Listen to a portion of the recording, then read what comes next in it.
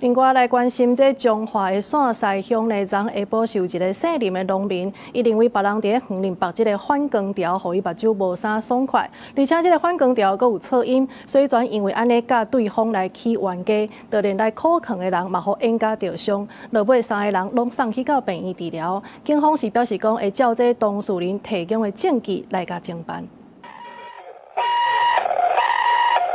救護車趕到位先甲受傷的民眾送病院治療。彰化線西拜三下晡有2位老農民因為田地反光條已經袂下，結果起衝突，2個人冤家相拍，連來靠墾的親人嘛公親變事主，滑倒腳骨斷去，3個人攏受傷，送病院治療。男性88歲，頭部有一處刀傷，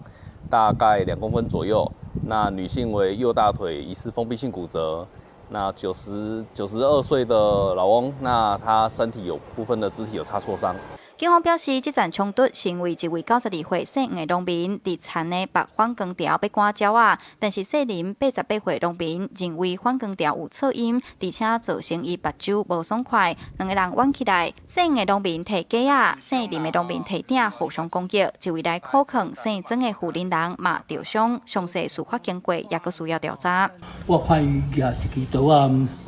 我伫個有一口迄落，偏地瓜，醫生當就甲迄個甲喊啦。因農地耕作發生糾紛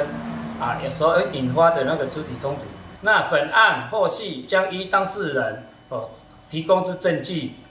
及陳述內容及受傷情形予以偵辦。目前姓吳甲姓林的農民都已經出院，姓曾的婦人人因為腳骨斷去，需要開刀治療。姓林的農民表示已經提告傷害，警方隨後也依照當事人提供的相關證據來偵辦。記者楊淑靜綜合報道。